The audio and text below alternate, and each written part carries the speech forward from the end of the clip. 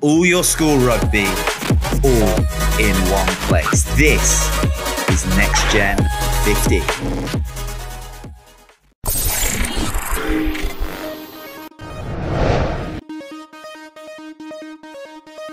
Alright guys, welcome to Next Gen 15, and in today's video we're going to be looking at the top 10 schools that have produced the most SA Schools players in history. If you are new to the channel, please don't forget to click that subscribe button as well as bell notification, and as soon as new videos are released you'll be the first to know. So let's get into the top 10, starting off with Selborne in 10th place. You can see of late they produced a lot of SA Schools players, but overall 19 players. Most recently Mtungwa Mapansela, great backline player, and then you got the Bash brothers, of course, Huison and Taylor, caused all sorts of havoc at schoolboy level. Tom Bursey, a very classy scrum off, someone that could go on to make a big name for himself in the future, but who could forget that try in 2017 that he scored against Grey College, giving Selborne their first win over Grey, and I believe it is close to 20 years or so. And then finally Nombo Zwelendaba, a player that a lot of people in South Africa rate very highly and certainly has got a big future in the game. And you can see that a lot of these players have come over recent times, and you anticipate with Selborne's rugby program and the way they've been building it up, you can anticipate a lot more SA Schools players in the pipeline. Then in 9th place we have Ermelo with 20 players. So in terms of recent players, you can see it's been a while since they produced an SA Schools player, but Brandon Thompson was a very classy fly half at school level. Who can forget Jacques du Plessis at the Under-20 World Cup in 2013? What an absolute tank of a player, someone that should be coming back to South Africa. We've already lost Duan van der Merwe. Surely we don't need to lose another top draw player. And then 2009, Sizo Maseko, if anyone remembers him at school level, very quick wing. And then, of course, two very, very impressive locks, Hansi Moorman and Wilhelm de Joche, 2005 and 2002. Ermelo in the early days used to produce SA Schools players on the regular, one of the top schools historically in the northern region. But you could say that in recent times, them as well as Transvaal have ended up losing quite a bit of youth talent to schools with bigger budgets, and it is a pity because there are some fantastic rugby players coming from this area, including the Men's brothers, for example, at senior level. 8th place we have Watercliff, and recent players, Stedman Gans. A lot of you guys have been seen in play recently in the Currie Cup, 2015. 2014, Tinus de Beer, classy player. Then 2012 and 2013, a double for scrum half Justin Phillips. And then Rohan Janse van Rensburg, you guys will remember him as a hard man in the centre position for the Lions, currently playing overseas. And then, of course, 2011 as well, Mane Kutsia. And Watercliff have had some outstanding teams. You could say they're a school that blow hot and cold. When they have a fantastic team, they have a very fantastic team. But there are a few years where you feel that they are in the doldrums. But a school with a proud history, and a school that really has contributed a lot to SA Schools rugby in the past. And in tied for 6, we have Meritsburg College with 22 players. A school with a very proud rugby history in terms of recent players. Wandile Hlope, very classy player. 2017, Pheasant Butter, the hooker. He is playing senior rugby for the Sharks right now. Of course, who can forget Jesse Creel, was a fantastic fullback at school, now a Springbok centre. And then in 2002, Brandon Squires and Peter Grant were part of the team. You can see there's a bit of a period where they weren't producing many players, but I think Meritsburg College is back and back with a vengeance.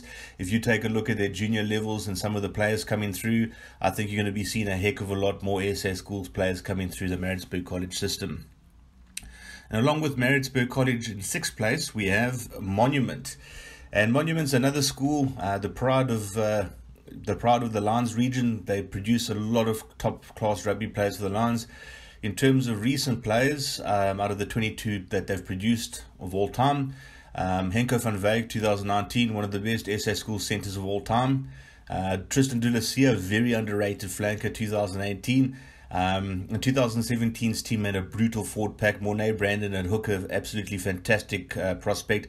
Kristen van Niekerk, who I believe might be playing overseas right now. And 2016, Big Nathan Macbeth, who's definitely going to cause a splash.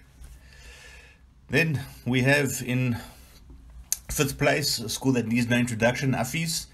And there was concerns at one stage that Affy's program might be in a bit of trouble with the emergence of other schools, but if you take a look at the team they had last year, the first couple of performances, and in terms of the contracts that were offered, they looks like they are definitely back with a bang. And Affies has got a proud rugby history, and they've dished out some fantastic teams in South African history, and 28 SA schools players altogether.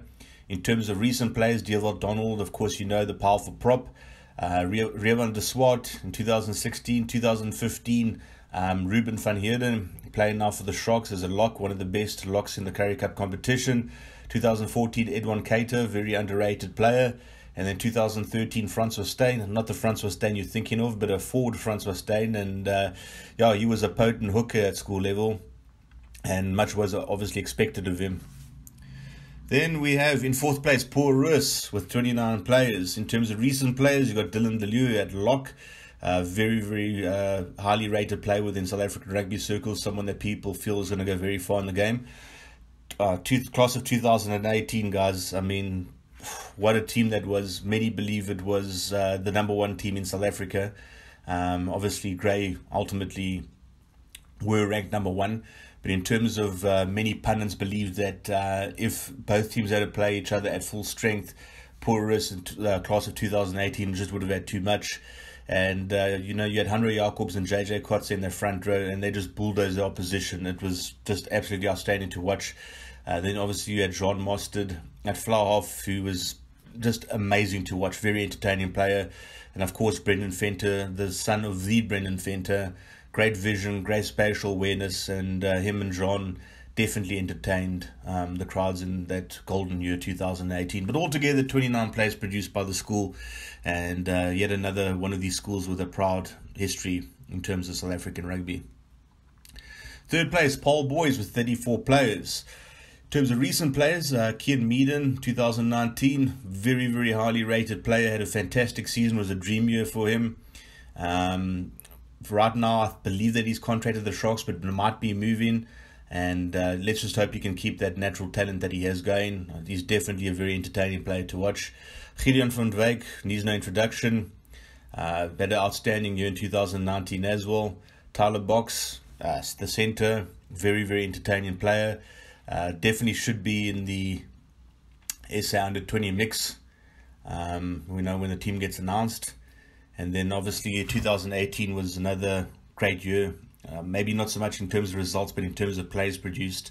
Emil van Heerden, one of the stalwarts of SA under 20 rugby, when they played in the under 20 World Cup in 2019, was an absolutely outstanding player.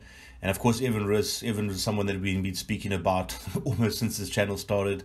One of the players we like most highly rate in the world in terms of youth rugby players. I mean, he's under 21 this year. But no doubt he's got everything it takes to become a Springbok. I think he's going to be an outstanding player in the future. Second place, their arch rivals, Paul Jim, 3 players ahead, 37 players. In terms of recent players, you've got Bobby Alexander, and this was someone that we just really enjoyed watching in 2019. Every time he got the ball, he made something interesting happen, and he just added so much on the field of play, just in terms of his sheer presence on the field. And then Stravino Jacobs, I mean, what a time he's had. He matriculated in the same year as Bobby Alexander as an under-19, but now is already a Currie Cup winner. Absolute talent. And then 2017, Henko Martins, he's performing very well at Currie Cup level. Part of that same year is Muller du Plessis, fantastic winger. And then obviously 2016, Muller ace, and Muller was an absolute beast at school and part of the Bulls setup, and no doubt he's going to be working very hard to make up the next, to step up at the next level. Then the gap between second and first place just says a heck of a lot, guys. You know, some people that follow the channel like sometimes accuse me of bias, even though I've got no attachment to Grey College. But if you want to know why we rate the school so highly, here it is. In first place, as you guessed, Grey College. 103 players. Yeah, I don't know what else to say. 103 players produced for South African schools since 1974 when the first team was announced. Recent players, I mean, a lot of you recognize these names. Jan-Hendrik Wessels, obviously the powerhouse prop. Andre Hugo Venter, an outstanding hooker with an outstanding future in the game at Western Province currently at Marties. George Cranier, already playing senior rugby, same as Jan-Hendrik Wessels. 2018, Hammond Achenbach, absolutely powerful prop at the lines at the moment. And then David Murray as well in that same team. If anyone remembers him, what an outstanding player he was as well. So, yeah, guys, I mean, second place, 37 players, and first place, 103 players. And Paul Jim's a fantastic rugby school, one of the best in the country. So you can just imagine how much quality has been produced at Grey College over the years to have this amount of players. So hopefully this dispels any notion of bias this channel has towards a particular school. We just look at the data and interpret it. Anyway, thanks a lot for taking the time to watch this video. Let us know your thoughts and opinions below. Maybe we did miss a few players or a few schools out. This is based on the research we had available in front of us. And what do you think? Do you think there's been a bit of bias in the selection of SA schools? Is that why there's such a gap between second and first, or is it just quality? Let us know your opinions in the comment section down below. Have a great week further. Cheers. Bye.